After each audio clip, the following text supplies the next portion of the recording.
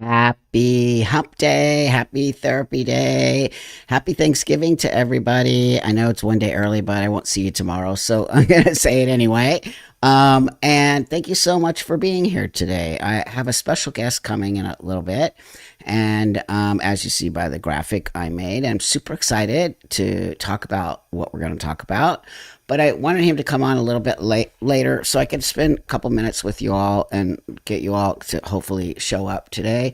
Maybe some of you are traveling for the holidays or whatever, but I hope I see a lot of you today because this conversation is going to be really enlightening and also from a perspective of somebody who's actually had the surgery. So with that, to all my OG subscribers, thank you guys so much for supporting this channel. I think we might make 200,000 subs by the end of the year, all because of you guys. So thank you, and girls and people. Thank you so much for really supporting the channel and helping it grow, and giving me the sort of just really, by you guys all having my back, it helps me to make these videos and do these lives and to have these conversations, and because I know you're all interested. So to the new people, to the old people, you know the drill. To the new people, actually, you know what? I know what I've been doing here is starting all the lives with a breath. And I think let's do that before we move into some heavy conversation and all of that. So why don't you just take a breath for a minute and settle in. And I'm going to take a breath because I have a new baby girl who's, amazing. I'll tell you, she's an amazing baby. She doesn't cry a lot. She doesn't go crazy, but she still is a handful. So with that, let's all just take a breath. And then, no, seriously, I'm going to take a breath right now.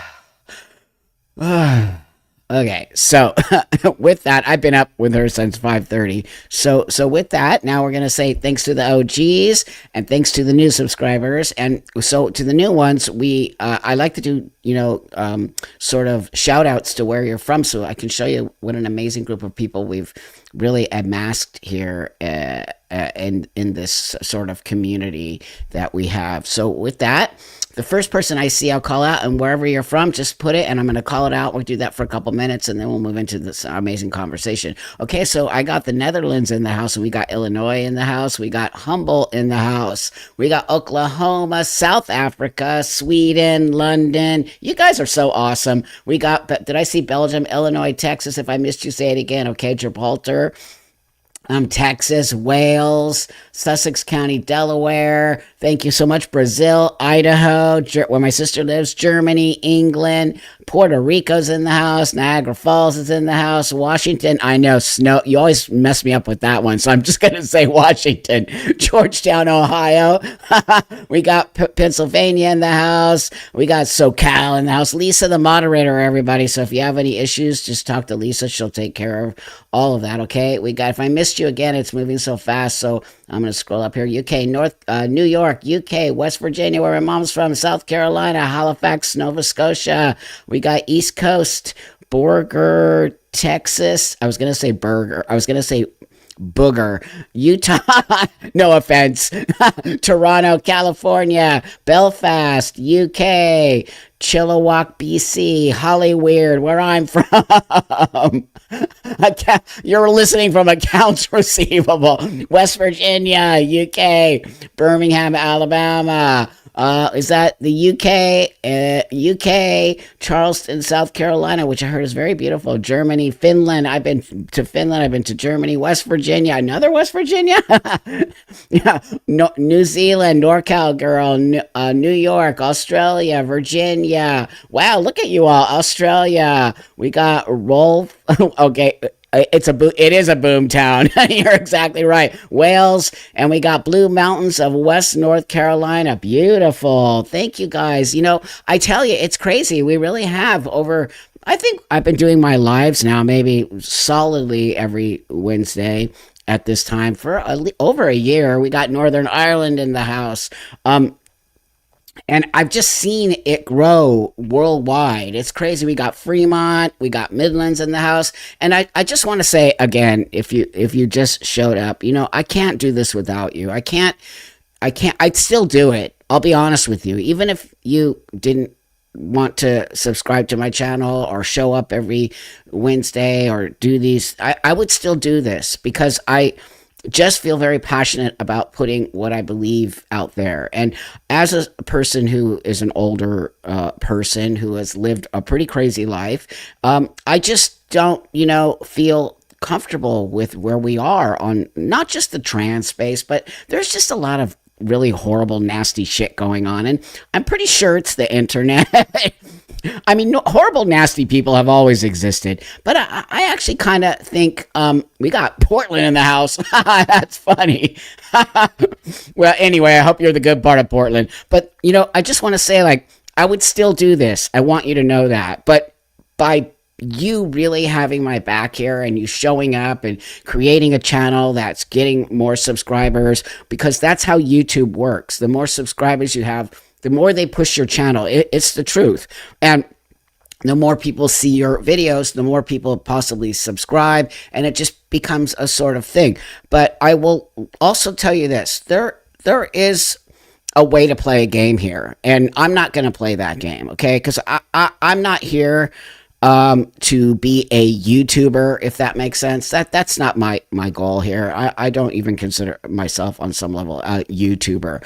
I consider myself somebody who found a space that on some level lets me have this conversation. They still have rules and regulations here that you can't say or do things, and some of my videos get canceled out and all of that. I get it. There's still suppression, but of all the platforms, and I'm on pretty much all the platforms, this is the only platform that lets me have these conversations with you, if that makes sense. So thank you, Tana Popo Chan 09. Just wanted to say how much oh, that's so sweet, and thank you for that. That'll go towards diapers. I mean, really. But I just want you all to know that I do this from my heart and from my gut, and I don't need it. I don't need anything, really. I'm very blessed on so many levels that I have created a great space for myself in the world. I have a beautiful family all around, on both my family, my wife's family, like everyone we're surrounded with, the people who come to my house. I'm very loved and I'm very respected in the own space that I have created. And with that, it helps me. But I just want to say that you guys being part of this conversation have been nothing but amazing and beautiful and awesome, and that helps too. So don't think you're not helping me. You are helping me, but I want you to know that I'm not here to be a YouTuber. I'm here to bring truth to a situation that has gone off the deep end, and it's horrible and it's ugly and it's nasty, and I won't be a part of it because I do consider myself somebody who has a sort of integrity, and that comes with age. And I've done things in my life that, I think I've said this before. I'm not sure if I say that I would never do it again, but I have done things in my life and I have learned from those things. I've been to jail. I have been homeless. I have been a drug addict. I have been an alcoholic. I have done bad things to my body. I have, I could go on and been a horrible, angry person. And, this is the result. I want you to know that this is the result of somebody taking care of themselves. Nobody can take care of you but you. And I learned that in my age, and how it would not be okay for me not to say those things and not to pay it forward on some level. And by me saying and standing up for kids and women and men and biology and truth, and that this is a mental disorder. It's not normal. This is not normal. What I am is not normal, but what I am is a human being, and I made an adult choice. And that's what's cool about all of the people who come to visit here every Wednesday, is that you sit and you listen to me and you understand. I know you all. I know you all see me as just a person, and that is the key to a healthy transition, is for people to see you as just a healthy person. I'm not slinging anything. I'm not telling you. As you know, you can call me she, and it really means nothing to me because I've grown a lot as a person. And I see such a horrible thing happening to these young people. How could I this is the part where I get so mad because I do not understand a community of trans that would let this happen to young people. Nobody should transition unless it's the last resort. The last resort. You know, for example, I had a girlfriend who had a really bad back, okay? And her back, and everyone probably knows, when you have a bad back, it sucks. It's horrible.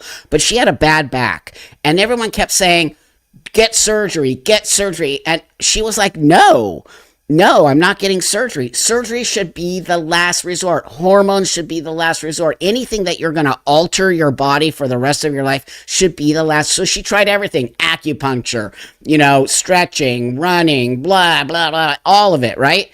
Didn't work. Her last resort was back surgery, okay? And even that didn't cure it 100%.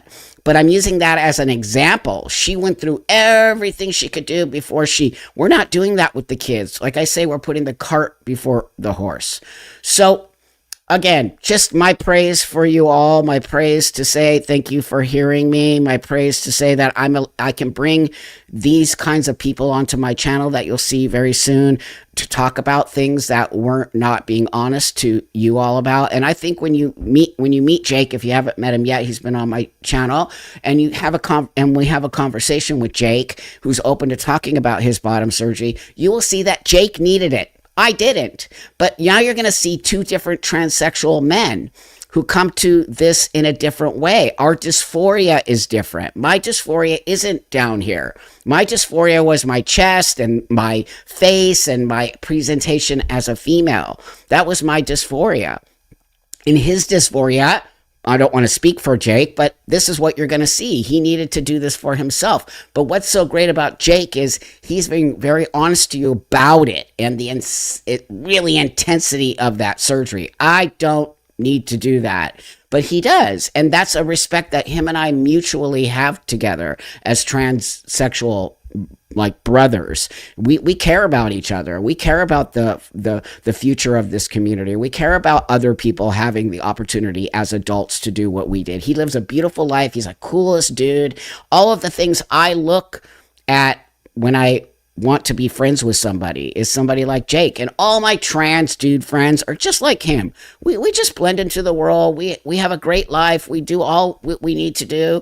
And we also push back against this transitioning of young people because we know the journey and the actual inner strength it takes to take the journey on. So before I bring Jake on, I just want to do this real quick here because it's really important. I have this really great video that I found that I want to play because I have a lot of Scottish people in here, and I don't know if you saw this happen, but hold on here. Let me play this real quick. I don't know if you all saw this. A man who rapes or attempts to rape a woman, girl, or other victim should be, and will be recorded by Police Scotland as a male. Gender self-identification is a complex area of public policy and practice, as illustrated by the work of this committee. The debate has evolved over a number of years, but let me be clear. My priority is to protect victims.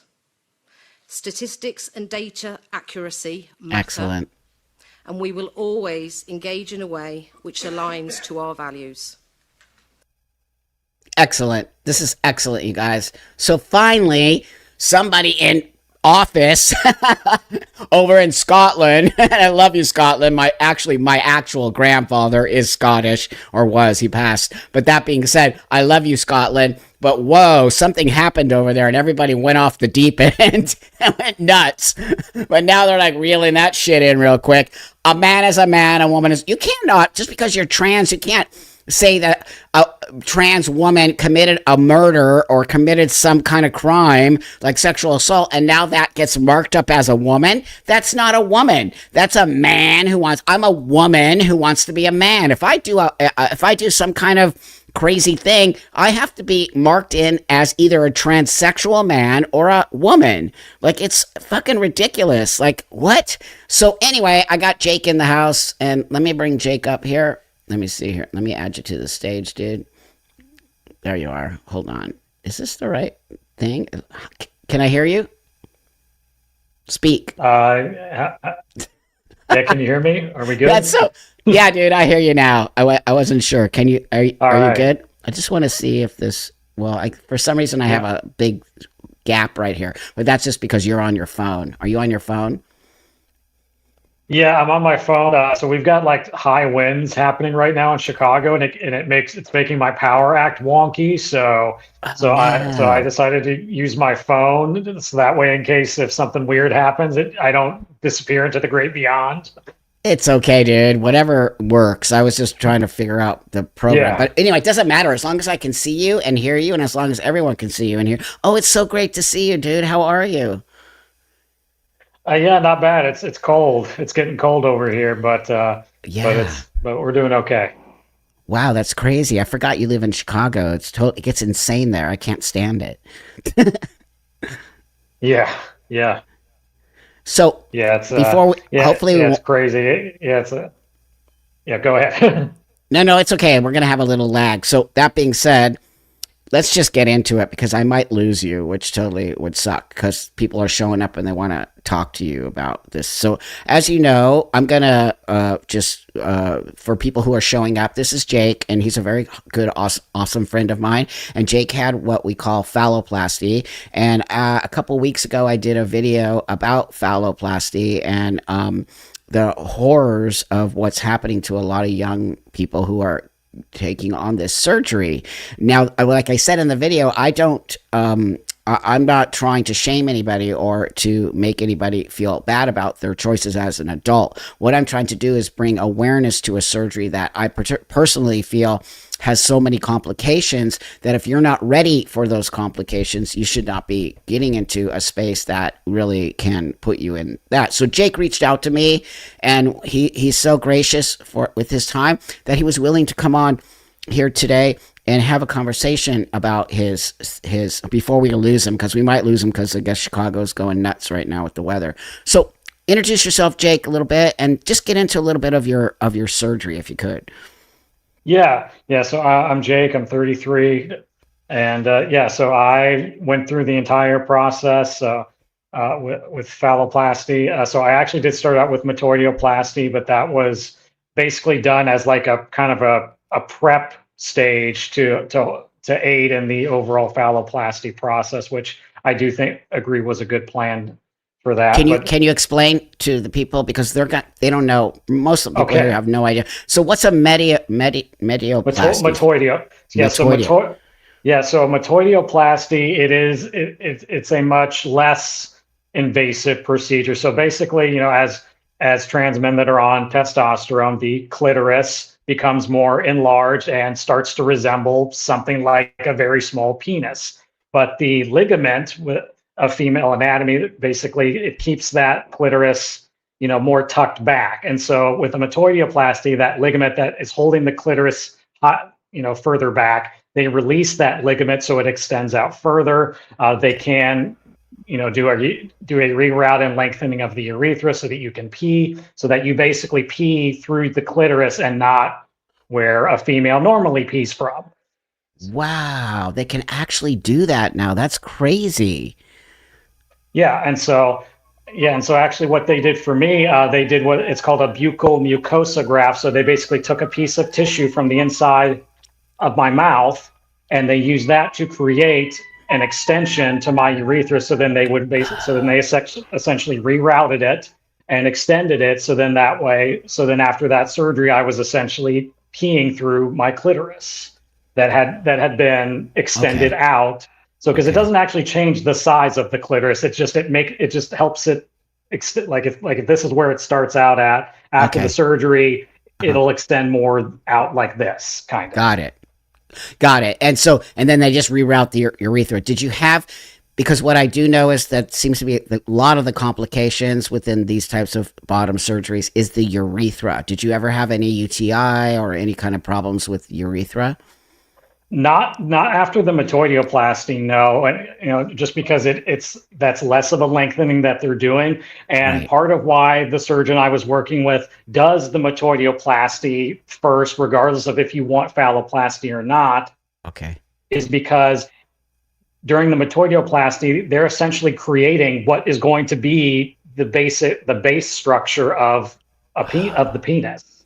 And so Yes. if you do that part by itself, hook everything up, make sure it's working, that can help with success later on when they go to the phalloplasty, and then they're going to make that urethra even longer. But now you've got a base to work with Right. that it, and so because I know doctors have kind of gone back and forth in how many stages they really want to do phalloplasty in, Hmm. and it's it's like it's first they kind of they did try to do like a one and done, and then they went to like, no, we really need them to do a multi-stage, and then they kind of went back to trying to do a one and done. Hmm. And but then other surgeons realized like, no, we kind of do need to try and break this up more, because Hmm. doing everything in one surgery is a lot. It's a lot. It's hard on the body, it's hard on a lot, it's very difficult. That's And right. so and so but and then coming into later on when I had the phalloplasty done, the only issue I had was a very tiny fistula, which is basically a little hole that develops. So then you Okay. have urine coming out of somewhere other than the end of the penis where it should be. Okay. And luckily, mine closed up and healed on its own in a couple within a couple of weeks. So very minor.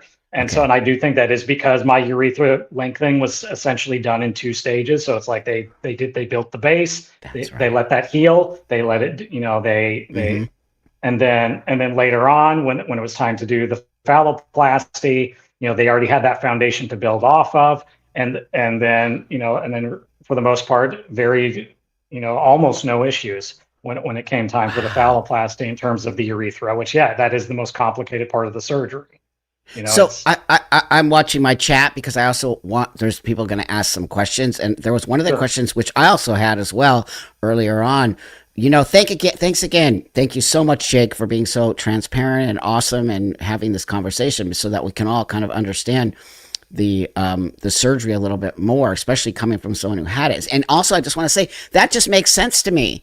All of that, starting in a small part, building it, and then building it out, it makes total sense to me. But the question this person had: what was the material they used to lengthen the urethra? Was there a material they used? So for the metorioplasty to basically build the base of my penis, essentially the base of the urethra. So it was called a buccal mucosa graft. So it's tissue that they take from the inside of the mouth. So like the size of my, Oh, so like right in wow! here. And the reason they use that is because your mouth, the tissue in your mouth heals very well, and it's used to being wet. Oh, It's used to being wet all the time. okay. And so, Wow. and so now I know in other cases, they will sometimes use vaginal tissue from the vaginal canal as part of Okay. the urethra. They did Yeah. not in my case because when I had my hysterectomy done, I also had a vaginectomy done. So I didn't have any Right. vaginal tissue for them to use. And a lot of times in cases where they have used vaginal tissue and then something really bad goes wrong and they have to go in and fix things, Right. usually they end up using a buccal mucosa graft to repair it because they've used all the vaginal tissue there isn't any more to use. So it seems Oh, like the mucosa tissue works better than vaginal tissue anyway. So it worked out that that's wow. what they had to do for me as is. Right. How many surgeries did your doctor do before you? Is he sounds very smart. Yeah, so I ended up working with a couple of different surgeons for the process just because just logistics and things changed. Okay. So, Okay. but I see. overall, in terms of how many surgeries over. By the way, everybody, we might lose him in and out because he's in Chicago and the weather is horrible there. So I apologize for this, but this is one of the things about, sort of having remote chats is sometimes these things happen, but he'll come back hopefully here. He said the power was going out and all that. So great question, by the way, about the urethra because Oh, I, am I? Oh, okay, no, here you are. Okay, well, but you're black. Your screen is black. did I make it back? Yeah, my You, you did signal's getting a accept little your, wonky. it's the wind. How about if you literally back out and then go back in, if that makes sense? Like disconnect. Disconnect the, if you hear me, disconnect. There you go. There you go. Oh, am I good now? Yeah. Yep. Good. Okay. Yep. Yeah. So for my process, so let's see. So I got to count because it wasn't just a couple of surgeries. It was, I think I ended up with having four surgeries Okay. altogether. Okay. Okay. So what can you explain what a So because vat I had the initial surgery, which was a metoidioplasty, and right, then but you had a and then vagio, we went in what's it and did called? the actual phalloplasty, and then Okay. there's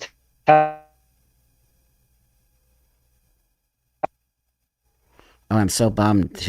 I'm so bummed. Chicago. I to hate finish you. everything out. So you keep going in and out. It totally sucks. Wait 1 sec. Let it recycle. Hey, can you hear me? Can you hear me, Jake? Oh, Bear jeez. with us. Bear with us, everyone, for 1 second. If you can just disconnect Jake and come back.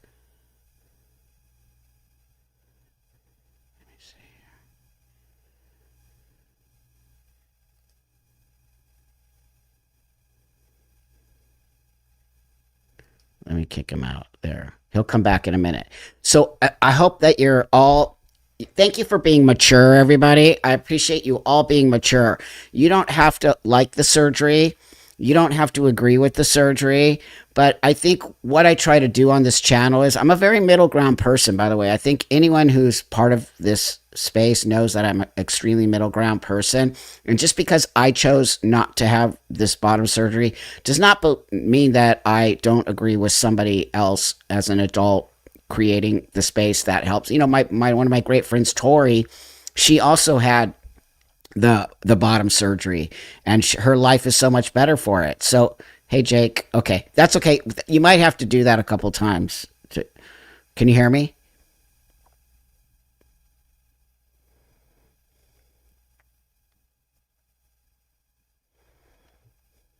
I can't hear you. Oh, are we good Okay. Can you explain a now? vagioplasty? Wait, what did you have? They closed your vagina, right? Yeah, yeah. So a vaginectomy, which is basically where they go in and they remove all of the vaginal tissue, and then they seal. So yes, yeah, that's called a va. And why do you do that?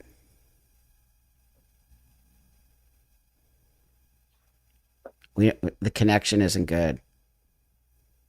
Sorry, everybody. Yeah, it's snowing everywhere and raining and right. Can you hear me? Can you hear me, Jake? Well, someone said, why fix something that isn't broken? Well, that's a great question, Eyes Wide Shut. For Jake, it is broken. So that's why I really want you all to understand. Like, you're not going to agree with him having the bottom surgery. It's not that I disagree with him having the bottom surgery. I just don't want it, and I have a great life without it. But I think we have to also understand. Okay, yeah, I'll just go with audio. You're right. Let me just tell him you're right. Maybe if we take off the video, we'll take off the bandwidth. So I want you all to understand, and thank you again for being mature. It is broken for him. For him, it's broken. Okay, so he needs to have a penis, and it makes him feel much more grounded as a human being. And I think honestly, that is something we all must really sort of try to understand. As an adult transsexual, our dysphorias are different. We all come in different shapes and sizes like everybody else does, right? I don't know why I don't have any problem with down there. I just don't. Okay. I just don't. And I'm perfectly okay. And I feel very happy not having to worry about that. But some of these guys need it. The whole reason why I made the video I made a couple weeks ago is because I see a lot of young people really making a choice that you have no turning back. Once you do what Jake did, there's no turning back. You cannot go back to just having a vagina. You also cannot just go back to living as a female because now you actually have a penis. I mean, it's like that's why Jake is very grounded around he's not ever going to detransition. He's a super solid guy like me. He totally lives as a dude. He is very happy. He also did this surgery as a older adult, and he really did a lot of research around it. I don't think these kids are doing research, right? Okay, there's Jake. Here you go. Hold on here, dude. You know what? If it keeps doing that, Jake, we'll just put audio on and stop the video, so we won't use all the bandwidth, if that makes sense. So vaginoplasty. Does it close? It basically closes up the vagina area. Yeah, so it's called a vaginectomy. A vaginoplasty is actually the bottom surgery for a trans woman. Right. So yeah, thank you. Two very different things. Two very, very different things. Yeah. So vaginectomy is basically removing the vagina. So you removed your vagina. Before that, you had to have a hysterectomy to remove all the so all the internal parts. Yeah, all the internal female reproductive organs and ovaries and everything, that was all taken out. Okay, great. And so now you're all done. So the first thing is the metoidioplasty. Is that what it's called? Metoidio? Yeah. So the first thing was a hysterectomy and vaginectomy. They did those two together. So that was the first. That was one surgery. And then the second surgery was the metoidioplasty with the initial urethra lengthening. Great. Okay. And then the third surgery was the actual phalloplasty. Which also included a scrotoplasty, which was the creation of a scrotum. Oh, and so they actually take the outer labia and they reform that into something that resembles a scrotum.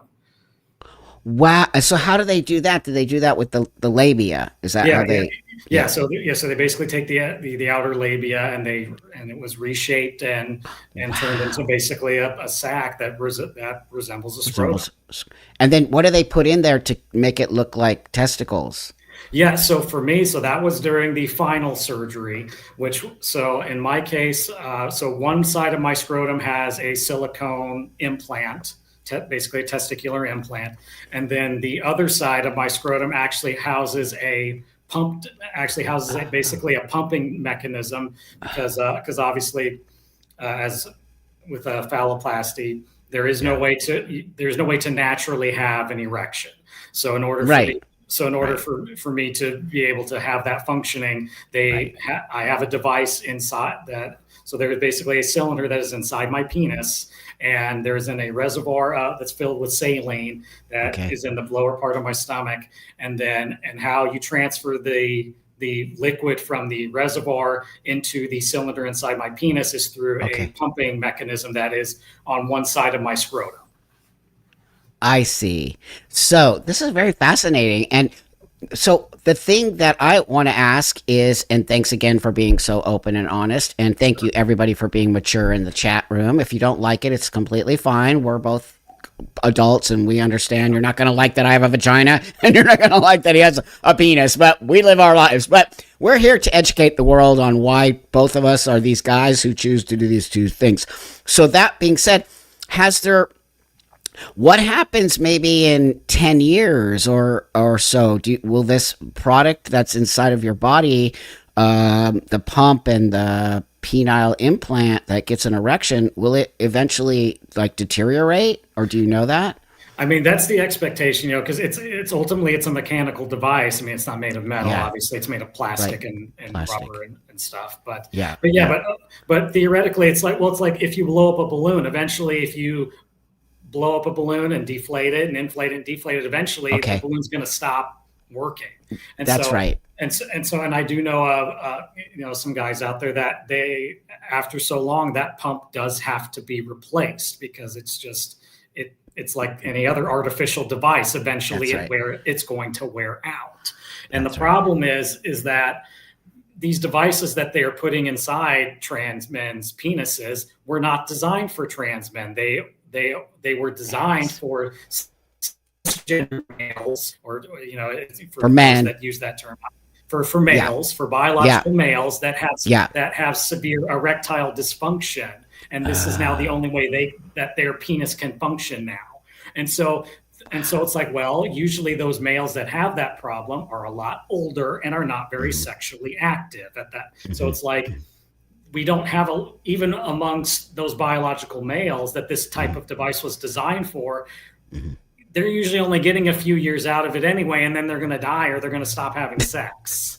I mean, I mean, that's just kind of the reality. But now using it, but now you're taking a younger trans man who may be out there having a lot of sex, so they're using that device a lot more. So they're going yes, to wear it. So it's going to wear out. And because so, how do you deflate it? Is there a button that you deflate? yeah. I actually used to have, like, my surgeon gave it to me. I actually used to have like it was a little demo version of that pumping. Wow, I have it somewhere. I wish I thought to find it, but wow. basically, maybe there's but yeah, there's But let me ask it's a little release valve that's attached to the pumping mechanism, and so I push on that release valve, and so yeah, then then yeah. that moves the fluid from the cylinder in the penis back into the reservoir. Okay, so somebody asked about the saline. What happens with the saline? It doesn't like get like it's fine. It doesn't get old, or I guess same with the product, right? Do you have to ever replace the saline? No, the solution that's inside, because it's inside the body, it's not exposed to anything, so there's really nothing Oh, that can hurt it. So okay. it's really typically when if a device needs to be replaced, it's Yeah, because something within the mechanics of moving the fluid back and forth, something within that mechanism stops working. So okay. Interesting. So, from the research I have done for my videos and all of that, so did you have to have all the same sort of situations that these guys had where they took the graft from your arm? yeah, actually, yeah. Let's see. Great, great. So this is after Oh, about wow. roughly 4 years. Well, let's see. I'm trying to think, because Okay, when I had the initial phalloplasty, that was 2023. okay. So this is about three. Well, actually, like 3.5 years later. Oh, So wow. and so So, yeah, and comparatively speaking, mine looks pretty good. I mean, you can still yeah, tell there is a very obvious scar that's sitting there. yeah, But I yeah. mean, so what my surgeon did, it's called Integra, and basically it is a fake synthetic, it's a synthetic skin. So what Okay. we did, so what, because what they used to do in the past is they would do the procedure and then they would immediately do a skin graft, usually from the thigh or some other part of the body, to then cover up the arm. Well, Uh-huh. what my surgeon likes to do and what other surgeons have started doing is during that first month, rather than immediately going to a skin graft, they use this product called Integra. It's actually something they use for like trauma patients that have had like severe burns. Wow. And so they put this basically fake rubber skin on the surgical site and let that heal for about a month. And then Okay. after that, after it's gone through some of its initial healing, Hmm. then for me, they took a chunk of skin from my upper thigh, because that's a pretty big area. Okay. And so it literally just looks like I have like some discoloration on the skin, because it's when you're taking something big like a thigh and putting it on something like a forearm, Wow. comparatively speaking, it's not a lot of skin for your leg. But how do So they make the girth? Okay, so there's your Pete. What's in? So there's the pump and all the device. But how do they make the sort of girth of the penis? Does that make sense? Like, yeah, what's the meaty part there? Yeah, so basically, when they take the skin from the forearm, they basically do, they call it a tube within a tube method. So they're basically wrapping the Oh, skin around it. Well, and the thing of it is too, they don't just take skin; they're taking fat and blood oh, wow, vessels, and wow, so wow. it's not just a flap of skin. They're taking a Right. lot of materials, because that penis needs to have blood flow. It needs to have shape. It needs, Yeah, that's right. and so Yeah. and so yeah, and they basically are rolling it around itself Uh to huh. then when they go to construct everything. And they actually also take an Wow. artery from the arm too, because you can see this Oh, part right. here. Because you basically have two arteries inside this part of your arm, and Okay. arteries grow back. They do grow back. Oh, they But yes, do. that's what Wow. this line is from. So this was from when Okay. they took, because that artery goes inside all of the tissue, Uh and huh. and then they connect that to an artery that's down in the groin area, Okay. and so then that's what establishes the blood flow to the penis. Oh, wow, it's fascinating. Okay, Now we can get a little bit graphic here. If anyone's uncomfortable, you can leave. But Jake is super cool, and also I like talking about certain kinds of things. And one of the things I like talking about is orgasms. And so, and I have people asking, because of course that's got to be one of the big questions you probably get. Or like sensation. Can you actually feel your genitals, and can you feel it during a sexual space? Oh yeah. Because that was definitely one of my big concerns as well. So, Yeah. and this is and when I was approaching, and there's a reason why I ended up working with a couple of different surgeons, because if I got to a point with that particular surgeon, I'm like, hey, I'm not comfortable with the direction you're going. I don't think you're using the most up to date method here. And so then the surgeon that ultimately did the actual phalloplasty, I felt very confident going into it with her. She's trained as a microsurgeon, which you absolutely need to have. And I've seen so many of these phalloplasty teams that don't have a microsurgeon. And it's a very finite, very specialized skill set that just a general plastic surgeon doesn't even have. Right. And it's being able to go in and hook up all of these things like nerve endings and blood vessels, because that's how you make sure that you retain all of the good blood flow. That's what helps give you the best chance of having good sensation. Yeah. Once you get to that point. So it's like wow. And that sensation continues to improve even though my initial surgery was a few years ago now, because that recovery process for those nerves to regrow and to start turning on and being active, that take a very long. How long did that take? That's a really good question. I would say in terms of, it was by about a year, I'd say, is when I had the biggest, I'd say, where I really noticed in terms of sexually. Now I could definitely feel things like within the base of my penis, because that's where all the original plumbing, still is. Yeah. As far as that goes. But as far as like being able to have that erogenous sensation in other areas, it was after about a year, I'd say, is when I noticed that started to be more prevalent. And even honestly, it was even probably about a month or two ago, I felt another significant kind of growth spurt of the nerve activity. Wow. So it's interesting. It almost feels like a big shock down in my crotch, which is not the most comfortable feeling, but that's what happens when a nerve wakes up. Oh, yeah. So great. This is so interesting and so amazing. I'm so excited that you have sensation, because you know how long I've been around, and back in the day when I actually did want to have this surgery, it was nowhere near what you guys have the opportunity to do today. And one of the things that I had was a friend who actually did get this surgery, but it was basically just a flaccid sort of piece that hung between his legs. And he had to actually stick, excuse me again to everybody, warning, but he had to stick an actual like rod. They made a hole there. He didn't even get to pee through it. It was called, I think, a suitcase handle or something. And then he actually still had his vagina underneath, and he would pee through his vagina, but he would have this other thing on top, and then he would stick a rod through it, and that became sort of the erected penis. So as you see, it did, on some level, there has been an extensive, sort of better way of doing this. I think my question to you is complications. Did you have, so you saw my video, you saw all these guys were complaining about complications and back in the hospital and UTIs and all of these things.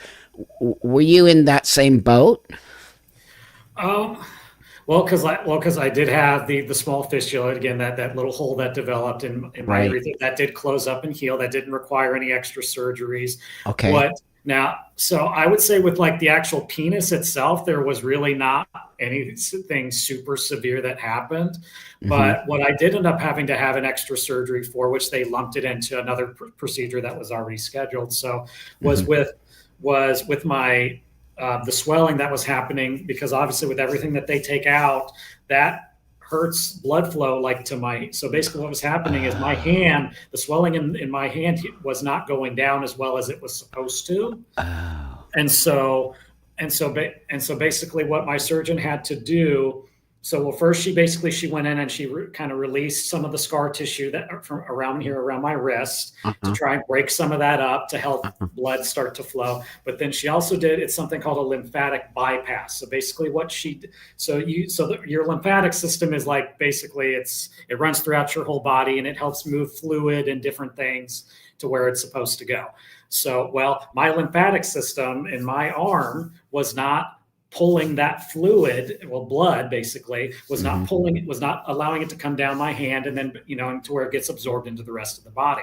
So what she did is she took the lymph node in this area and hooked it up to the artery, because that artery is a lot stronger than your lymphatic system. So basically I now have a network that's now hooked up to my artery in my arm, so that the blood flow in my hand will move to where it needs to go, instead of just my hand being all puffy and weird all the time.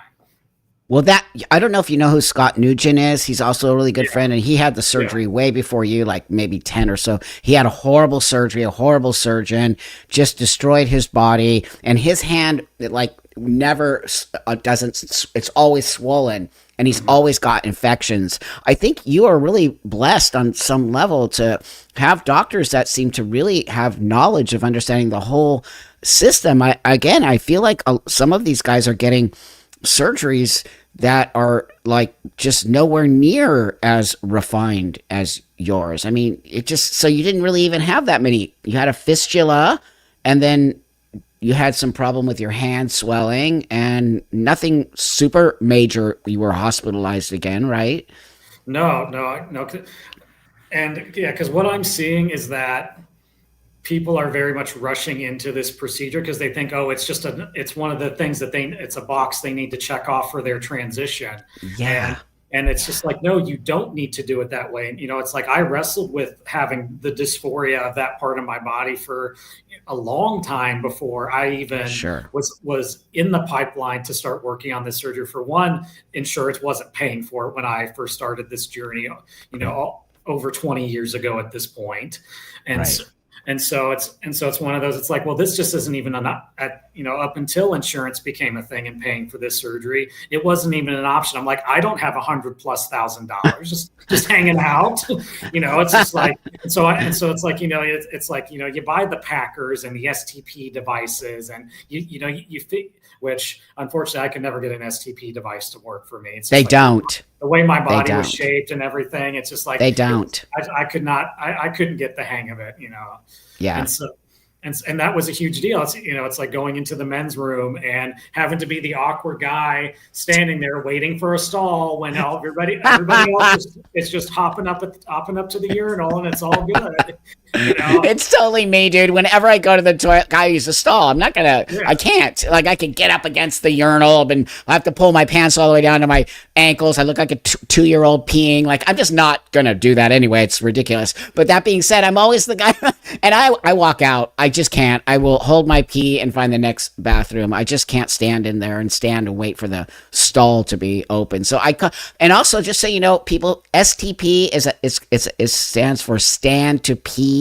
And it's a device that was made for trans men so that they could stand to pee, and it always leaks. They don't work. I never heard of any one of those things. That is why I never made them, because you have to put it up against your vagina in order to get the pee, but it always leaks out the side or goes somewhere, and it's just unbelievably stupid. And but that being said, so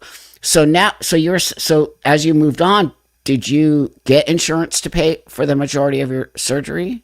Yeah. So my insurance covered everything. I just had to cover like my deductible. Your standard grown-up insurance things. So, Sure. Very, very grateful for that. That's I guess that's one of the things of getting a boring corporate job, is that they tend to provide decent insurance. Totally. Yeah, and that is Yeah. That is, some people get very mad about insurance paying for it, but if it's your job and you are there and you're a grown adult and you're paying into it and you obviously have a good head on your shoulders, I think most people in this space today would agree that, there's no reason why insurance shouldn't pay for your bottom surgery, but you went through the system. You took your time. You're not going to just do it and then it's going to become a nightmare for you, because how long? You said over 4 years you've been living with this now? Yeah, because I want, as far as like having the initial phalloplasty, because we had to wait. So after the initial phalloplasty, they waited a year before we did the final part, which was putting in the testicular implant and then putting in the penile prosthesis, so the pump device. Right. And so because that's the thing too, is that the surgical team that I worked with, they really wanted to take their time and make sure everything was healed, everything worked properly. I was having for those first few months, I was having weekly appointments with either my plastic surgeon or my urologist, checking and making sure, is everything healing okay? Is everything working? Are you peeing okay? It's like they made sure they really, and if I was concerned about anything, if I was looking at things and something didn't seem right, I was sending pictures to my doctors and having them look and double check. Now, given I have the luxury of I wasn't, because I know some of these guys, they're going out to California or New York, where some of these prominent surgeons. I'm fortunate enough that I have an excellent surgical team right here in Chicago. So it was nothing for, if something was off, I could go and just go see the doctor and have them take a look and make sure everything was okay. So 100%. Yeah, that's, I think, one of the big problems that I'm noticing from the guys. They live in wherever and they have to go back to California, and it seems like there's like 3 surgeons that are doing this surgery. And the reason why I really want to say why Jake is here today is because I don't want it to come across that this surgery doesn't work for some guys, because Jake is a 100% example that it did work for him and that he is thriving as a transsexual man in the space to feel fully whole as a male. He's also like me. He understands he's biologically female. He's not trying to do any of that. We're very much, Jake and I are in full alignment with a lot of these things. And I do think somebody like you should have the opportunity to get those. But I think one of the reasons you also had contacted me to have this conversation, which again, thank you, Jake, you're so awesome, is that you also noticed that, and you said to me that you feel like a lot of these young people are rushing into something that can be a problem. Do you not think that? Yeah, because I've seen, he's actually, I kind of lost touch with him, but a pretty decent buddy of mine. He went through like his entire transition process within a couple of years, and I'm like, whoa! Wow. Including having this phalloplasty done. He actually went to the same surgeon I did, and it's just like, whoa. And unfortunately, he had his own laundry list of things with like repeated infections and things with his urethra not going well. And so, as far as I know, a lot of it's been resolved now, and he's doing better. But it was pretty rocky for him, with him, during that first chunk of his healing process. And it's just like, this is a very complicated, very involved surgery, and something that I really didn't fully grasp until I was in that space is how taxing it is emotionally and mentally. Yes. And I was glad that I was already linked up with an excellent therapist. I've worked with her for several years now, and and having a good support system because this completely changes your body in ways that you can't even fathom until you're there. Explain. You're going. It's because it's like, okay, as much as we like, as much as testosterone changes some things with female anatomy, as we know, it's still completely different from having something that functions like a male penis. Right. Yes. As much as medical science can do that, obviously there are still limitations. Yes. Obviously, as I was well aware of when I went into this process, and I also think that especially these younger guys, it's like, yes, this is going to get you as close as current medical science can get you, but it is still not going to be the same as what a biological male is born with. That's right. But I think You they know, because think that. I think they yeah, think they're getting an actual penis. Again, you have a good head on your shoulders. Again, I want to say this. As you know, both you and I are very much into health and athletics and keeping our bodies strong and being very focused. We're both like that too. We should have been brothers. But that being said, this might sound rude, but I don't mean it that way. I mean it more in a caring way. I notice that a lot of the younger generation of so-called trans men they're overweight. They're not in shape. They don't take care of their bodies. They just take testosterone, which you and I both know. If you just inject testosterone and don't do any activity or any of that, you can put on unhealthy weight. And yeah, so I notice a lot of these guys are overweight. And I remember when I got my top surgery, one of the major things, and I've never been overweight, but one of the things the doctor was on the checklist was you cannot smoke, you cannot drink, you cannot do all these things, and you also cannot be overweight. But I see a lot of kids getting surgeries on the top and the bottom who are actually overweight. And did your doctor even mention any of that to you? yeah. Well, because actually, I had to lose a good chunk of weight Interesting. before this was even before surgeons would even have a conversation to start thinking about planning the surgery. Because I actually, because yeah, what happened to me right after starting testosterone, because I wasn't as active as I have been over the last few years or so. You know, I was very heavy set. I was significantly overweight, and so I actually had to lose a lot of weight before I could even have, because Yeah. that's what I'm seeing too. Because I've actually seen, through groups on like social media and stuff, Yeah. all these fat dudes, they're they go to a surgeon and the surgeon says, well, you need to lose weight before I'm going to operate on you. Yeah. And so rather than taking that advice and doing what they need to do, which is get off their ass and lose the weight, they shop around for a surgeon that will just go ahead and do it. It's unbelievable. And this here now that's great. Thank you for that, Jake, because you're right. They shop around for a surgeon that will do it. Disgusting that a surgeon would even, how when you go onto the surgery table and you go under anesthesia and all that, it is dangerous. And that's why they don't want it. It affects your heart. You cannot come out of that. And there's so many layers of, it's why they don't want you to be heavy or obese or whatever you're going to call it, or have that weight on you. And I just think it just says so much about the surgeries these days that they will work on people without any no conscience or any integrity or morals to say this person could die on the surgery table because they are but they're just willing to do the surgery anyway. That just to me says we have a system in our which they call trans healthcare, which I don't think we have a trans healthcare system in any way, shape, or form. But if we had a healthcare system, they would have more morals and they would have they would have structure around it. You can't be this and you can't do that.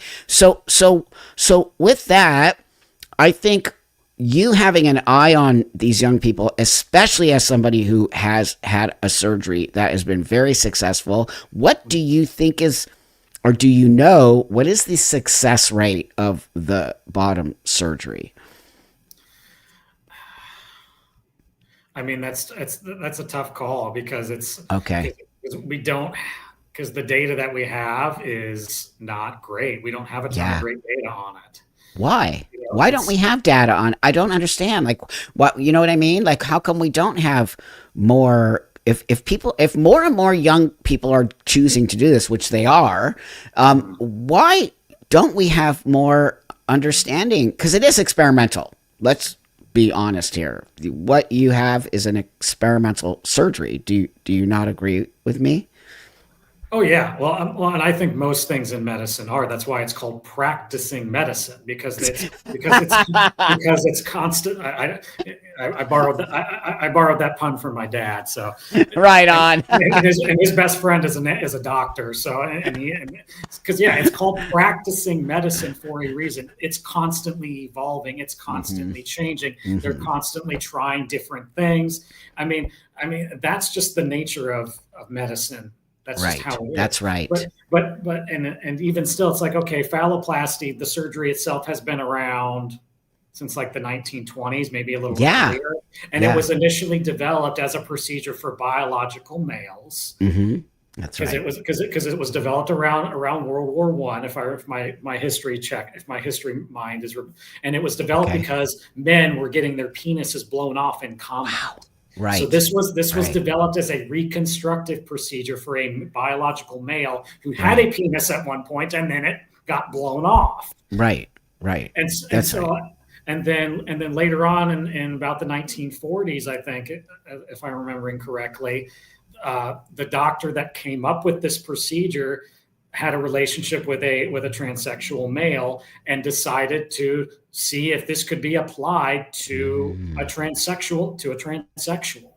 Right. And so then it developed from there. So From there. Right. Right. So, 100%. But today, what you have is pretty like so top notch on some level. The fact that you can have testicles, that you can have if this is too personal, I don't want you to answer. Orgasm. I know you can feel, but can you actually have an actual orgasm? Yes, I can. Wow. And my wife can personally attest to that one. That's amazing. Did they connect the stems? Did they connect something to your clitoris so that enabled you to have an orgasm? Yeah. So basically, what females have is something called the Skene's gland, and so it kind of sits similar to where the prostate would be if one existed. Okay. Basically, what happens with that Skene's gland as you expose it to testosterone, it starts to behave more like what a prostate does, which for biology lesson, the prostate is what enables a male to orgasm. Yes. So a Skene's gland, which exists in females, if you expose that to testosterone, it starts to behave more like what a prostate does. And in some cases, it basically creates something similar to what happens when a male ejaculates. Obviously. Wow. So it takes on the consistency and properties of what they will sometimes call pre-cum. Oh, so you actually have some fluid that sometimes comes it doesn't. It not doesn't always. It depends on the intensity of the orgasm. Sure. And unfortunately, and so biological males, they have a muscle basically that exists inside the base of the penis. Great. That helps things ejaculate. Well, as a person that is not a biological male, I don't have that. That's right. So even though fluid comes out, it doesn't shoot. It just kind of dribbles. It dribbles. Because something I have to do because what that muscle does in males, it obviously it helps the male ejaculate, but what it also does, because with it having a penis, you have a longer urethra. That muscle also helps push out that last little bit of urine that is. So because I don't have that, so in order for me to make sure that everything is all drained out so that I don't dribble all over myself after I pee, I have to actually push up underneath my balls basically to push that last little bit of urine out to make sure that I don't leak all over myself. So again, while what I have is pretty damn good, it's not the same as the equipment of a biological male. And I knew that going into it. And which is why you're so grounded around it. And, the thing for me is that the 30-something years of taking testosterone has sort of fast-forwarded me into the early menopause. Like now I would be if I was, still in that space with estrogen. I started at the age of 40 or something, already having problems with that space because I was injecting. So the things that happen to women through menopausal space started happening to me at 40 years old, which is sort of a sort of spot where you have a little bit of incontinence and things like when you laugh and you pee. That actually happens. But these are the things. So the problems that arise with whatever's happening with you, it's also arising with people like myself who are injecting the testosterone and adding to something in our bodies and fast forwarding the biological process of being a female. When I added testosterone into my body, it messed with my body because my body's biologically female and it wasn't used to all that. So on some level, it fast forwarded what happens naturally to a female in me. So I had to deal with a lot of like health situations that arose with the sort of female vaginal area that nobody really wanted to talk about 20 years ago when it was happening to me. So you're not even having any of those problems now because you fully took all of that out and replaced it with a situation. Yeah. So there it is. Well, yeah, and something that was actually really interesting. So, because if for the folks that may have seen my previous iterations on the channel here, so I obviously started my journey very young, comparatively, not as young as some of these folks now, but I started testosterone at the age of 16, and what they did to prepare for my hysterectomy and everything was they did a pap smear, which I never had one. Right. And actually because I was basically kind of mid-female puberty when testosterone was introduced. Yeah. So the speculum that they had to use for during my pap smear, which was not a fun experience, but it was not fun. That was not a good day for me. But anyway, they had to go and get the children-sized speculum. Oh, sure. Because anything that they would, because nothing had grown to the normal adult size. So for one thing, also you weren't sexually active, were you? Not in that way. No, not in that way. Right. No, that's what I mean. No, yes. Right. Penetrative sex. Yeah. No. Right. That was not happening. I had obviously never been pregnant or given birth. And so, so it's like things that are normally the case. You know, it's you get used to being a guinea pig within the healthcare system. Totally. Because it's like, well, because even though these were doctors that had dealt with a trans patient, they have dealt with trans patients before, they had never worked with someone that had started testosterone as young as I did. And so they were used to those things still, those organs and things being fully developed, whereas mine weren't. And at that point, they had been exposed to testosterone for almost a decade at that point. I know, it's crazy. I keep forgetting that you started to transition at 16, which is pretty, but you know, you're just are one of the rare ones. And I don't think that nobody should be doing that. I just think we need to pull back and really have, you know, it worked out for you. Nobody can deny that. It worked out for both of us. I just did it at 30. You started at 16. That's why it's such a nuanced conversation that nobody seems to want to fucking have. Well, and that's the thing. And the reason why I, in general, say the youngsters should not be in this space for the most part is because we've transitioned over into this informed consent model. Yes. Where basically the kid says, I'm trans, give me my hormones, give me my surgery. Oh my God, dude. Whereas for me, that didn't exist. Yes. I was working with, and it took a few different therapists because some of them had no idea what the hell to even do with me.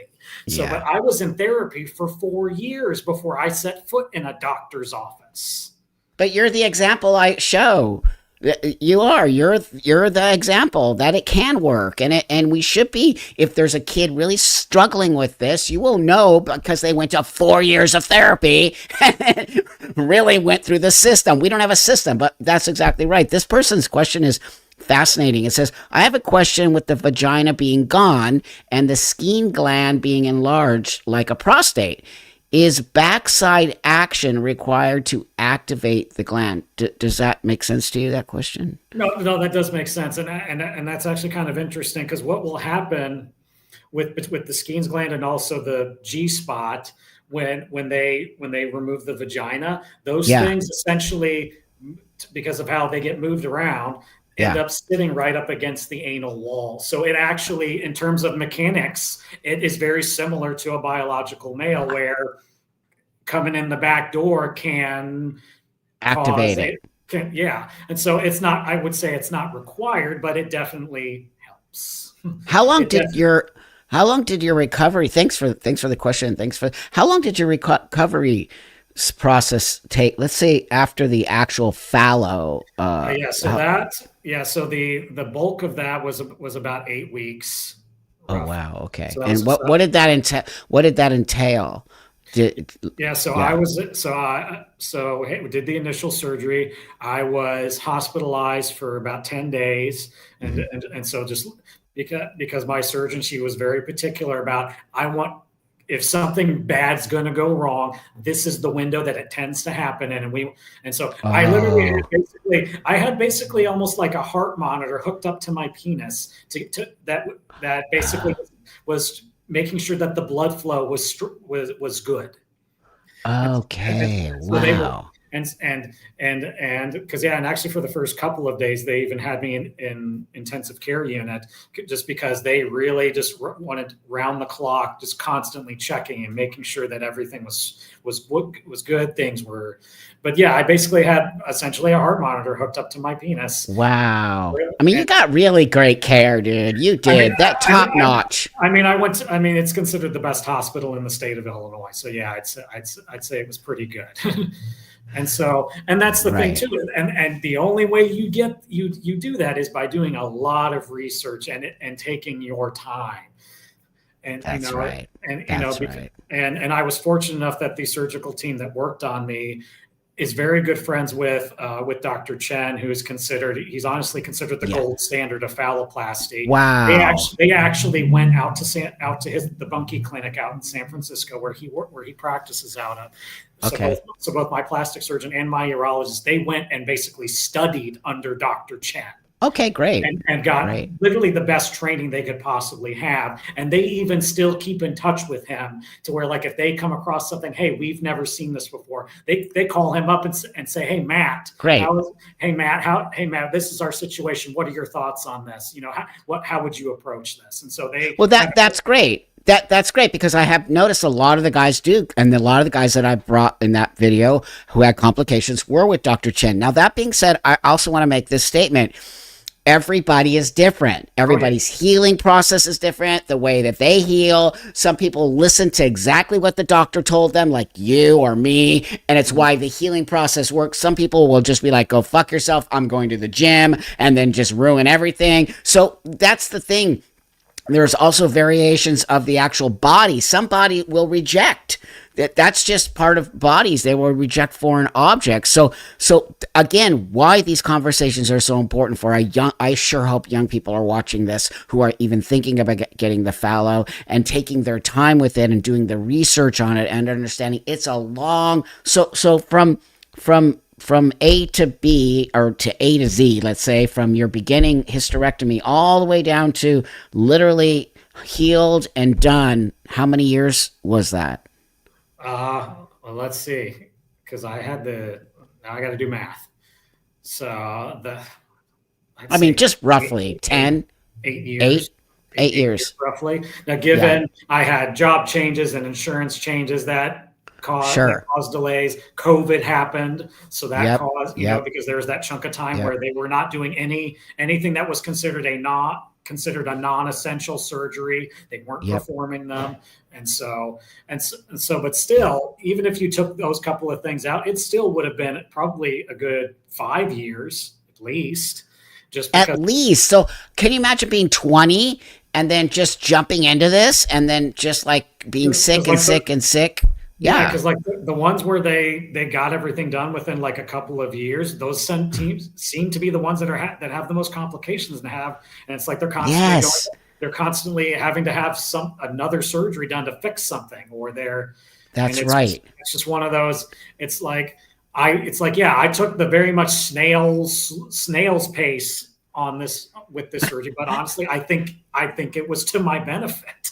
100. Anything you do in life, you better not rush it, and you better chill the hell. I say it all the time, especially with something where you're messing with your body. But like anything you do, why are you rushing? You will always make a mistake when you rush. This person says, Jake, why did you feel the need to take this final step with the phalloplasty? I don't know what the final step they mean by that. Is Maybe just the surgery in general, just oh, overall. I see. Yeah. Because there are some trans guys like yourself that don't get the surgery, Oh, I see. Okay, right. So I think that's what they're asking. So Uh-huh. yeah, so for me, I really struggled and wrestled with the dysphoria of that part of my body for a long time. And for me, it's like, while I know biology is biology, this surgery doesn't change that. Yeah. I wanted to get as close as possible to Mhm. the experience of a biological male, because ultimately Right. that's what I wish I could have been more. Great. Great. And that's what that is my deepest, most desperate wish, that I could have just been born a biological male. And I would have been born with a penis and not had to deal with this whole being trans crap, and, and so it's like, and it was things like wanting to just be able to go up and use a urinal, and Yeah. in Yeah. terms of sexual experiences, wanting to get as close to that male experience as medical science can get you. Great. For me, it was just, this was a piece of the puzzle that needed to be fulfilled, and I could not circumnavigate around it. As much as Great. trying the different products that are available to try and accomplish those goals, they didn't accomplish the goal. And so this is where I got to, and that's why you're respected, and especially in this whole horrible trans thing. A person like yourself, I think pretty much people are super cool. Not that you need validation, you're not that dude, but I think people really understand, and that's why your voice is important in this sort of fight to stop children from taking this irreversible space. And somebody who did make these choices as an adult and lives perfectly, and his dysphoria is different than mine. I don't know how I got out of my bottom dysphoria, dude. I think it was sexual. I really do, but it helped. I didn't have to go that route. I have lived perfectly fine this way. But for some, like Jake, it's not going to happen, and they need to do this. And I think that's why we need to have these conversations to the rest of the world who is judging us because we have wingnuts in the trans community representing you and I. And we're like, but we're not like them. We're different dudes. We're like totally like grounded. So, before I go here, I just wanted to ask you, or let everybody know, Jake, I think you were going to try out or going to the military, were you not? I was trying to, but the current decisions of the government have now closed that door, unfortunately. But legal challenges are happening, and we're trying to make progress. We are hopeful that the court system will overturn this policy, but right now, good people that I've become friends with are now being forced out of their careers. They're having to worry about, how am I going to pay my bills? How are they going to take care of their families? But it's all this and it's honestly, it's all the bad PR that the trans community has thrown out into the world. It's horrible, and it's horrible. It's terrible. It's like, these are good people that some of them have had decades of right. Millions of dollars have been spent to train them, and they are the best of the best in their field. That's right. And they now have to be forced out for no actual reason. And it's so disgusting because people don't understand. They don't see people like us. And if they understood what an actual transsexual was, they would not be okay with this, okay? Because we've always had transsexual people in the military. We've always had gay people in the military. And as long as you're doing your fucking job and not talking about being trans, I don't think anyone gives a shit. And I think everyone would be cool with you being in the military and saying, you know what, Jake he's just wanting to be Jake and fight for this country. But now they ruined it for you and I. And it's just so, I know people too who got kicked out of the military for being trans. And it's just horrifying that we literally got thrown back 100 fucking years, dude.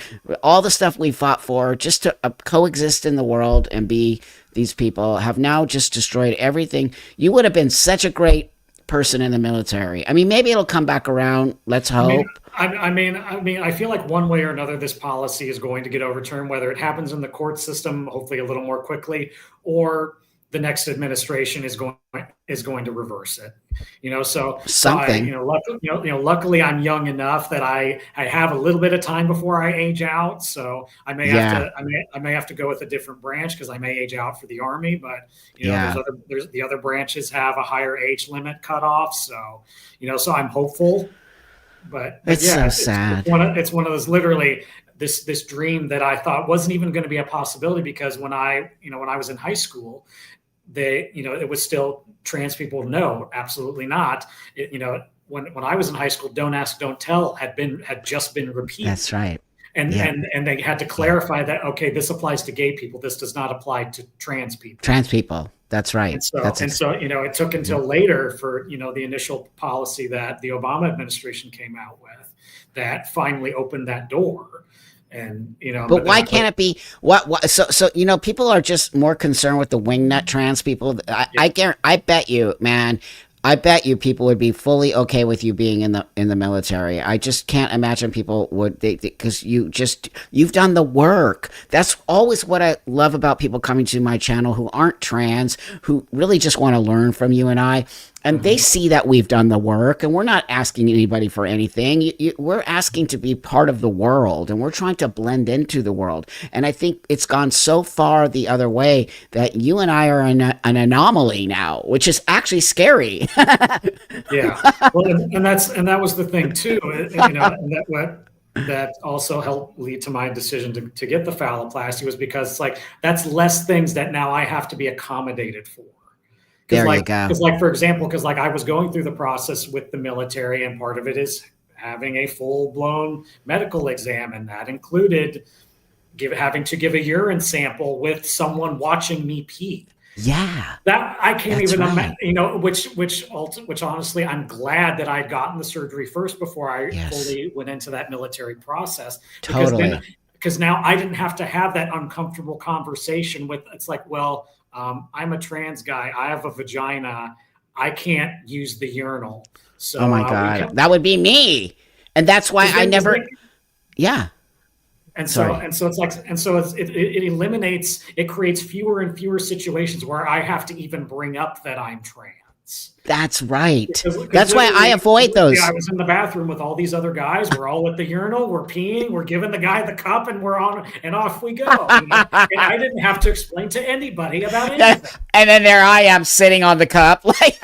So the thing is, I have avoided those spaces forever because I don't want to put myself in an uncomfortable space, and nor do I want other people to be uncomfortable. That's the thing about old school, which it should just be transsexuals. We know how to navigate the world. We figure it out. We know how. We're not trying to make problems out here and say, well, I have a vagina. You need to give me a toilet, and you need to put tampons in the men's restroom. I'm like, you people are actually insane.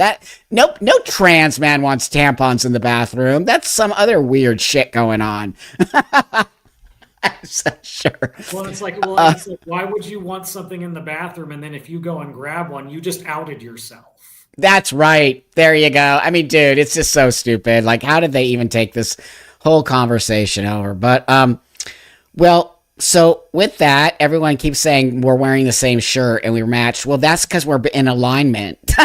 Literally. We didn't even have to discuss this. We didn't even have to discuss it. It was just there. High five, dude. We totally showed up like this because we're super bros. That's why. So everybody, with that, please leave Jake tons of love. If you want, I'll bring him back. We have more. He's such an awesome dude. I feel very blessed to have you in my life, friend. You're such a solid human being on so many levels. And I think there more representation from people like you, we can get back space, and maybe you will be able to get into the military at some time. I'm hopeful. I'm very hopeful that, because it seems like the court system isn't buying the government's reasons, because they don't actually have any. They're making up reasons. That's right.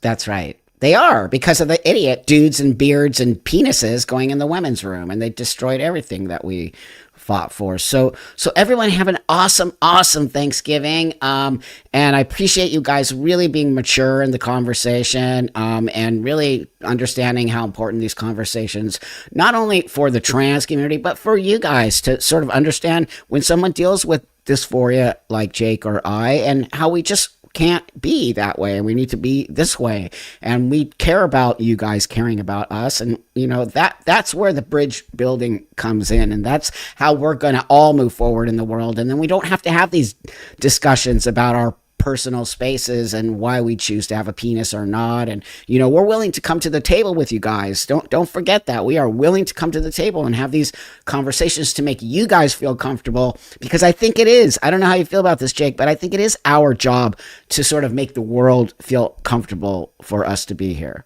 Well, yeah, I mean that's what I've always believed, and back in the day, that's how it was. It's like, hey, you're an anomaly in the world, and if you want to participate in the world, you need to be aware of yourself. And that's right. And it's like you help people to feel comfortable with you being there. And sometimes that may be them not knowing you're there. Sometimes that may be you blend in and shut up. That's right, dude. Just shut your mouth. Walk by the men's room. Then you'll figure it out when you get to a place you can pee. But stop making a big deal. We deserve it. We deserve to be in the toilet. Well, I don't know about that. Hold your pee. That's just how it works, man. So everybody. Yeah, that's what I had to do. Sometimes exactly. Hold your pee. Sometimes it was planning accordingly, making sure you were already home before you needed to pee. I learned how to pee in a bottle. Dude, like, wear Pampers if you can't deal. Wear diapers and piss your pants and move on. But, like, why is it everybody else's problem that you have to pee in the restroom? So have a beautiful Thanksgiving, everybody. It's baby girl's first Thanksgiving. I'm so excited. I'm going to go actually make cookies and pies, and I'm going to be Mr. Mom right now. So with that, I love you guys very much. Thanks for being awesome, Jake. I totally love you, brother. And I'll see you guys next week, and have a beautiful, awesome time with your family. Okay, so thank you again, Jake. I'm gonna